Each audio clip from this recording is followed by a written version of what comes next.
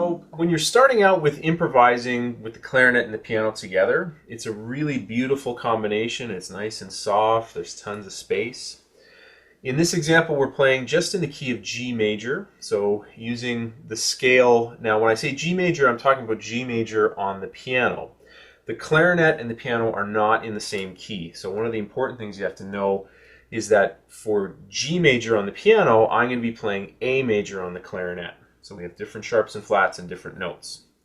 In a very simple sense, this gets us started with a very basic idea of learning the scale by numbers. So if I'm playing my A, which is the first note of my scale, and Kenny's playing G, which is the first note of his scale, then we're talking about the same note. So I can say, let's play the 1, which would be G over here, and A over here. Yeah, they're going to sound like the same. And in this sort of beginner setup and going, we're not really thinking about how fast it's going yet. It's just making sounds and reacting and listening.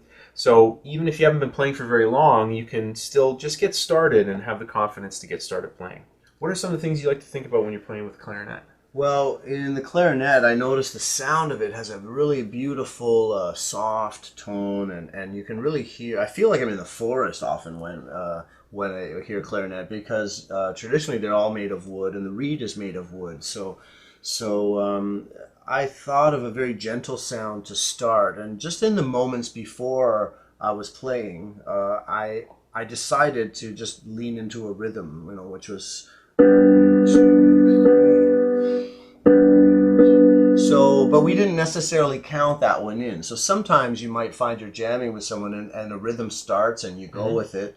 But we could do, if you feel like that's too challenging for many of us when we start, to have rhythms going is saying, well, that's like the train's going on the tracks already, and we get panicked and you want to jump off the train, or feel like your brain can't think fast enough to come up with notes. Or what if you make a mistake, you get pressured. So we could actually do another version of an improv. A lot of the times we'll just play without rhythm, and we started, as you mentioned, in our beginner series, working with long tones is something that's really important. So when I'm playing with a clarinet player or any wind player, you have to breathe, and so I try to breathe as well when I'm playing my instrument. So when we begin, easiest thing is to do, just let your hands fall and listen to the sound. And you don't have to have a rhythm right away. There's no rule saying that. Then I'm going to switch to my next chord. So I give my fingers time to find it. Take another breath. And you'll see, if we do this, that it gives Todd all the freedom he needs to just explore his scale and his notes. So that's a couple of things I'm thinking about.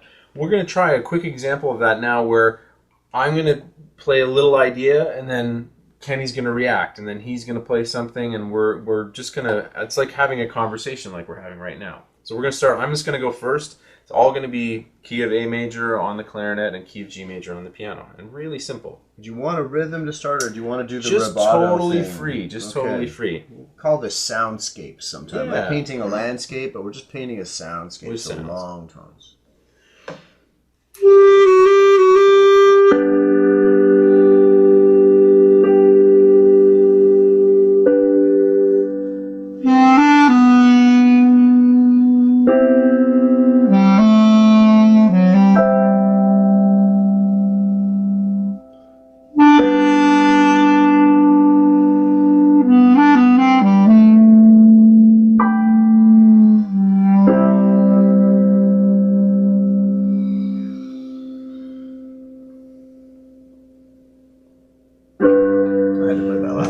For some reason, it felt like the gravity was going back. Yeah.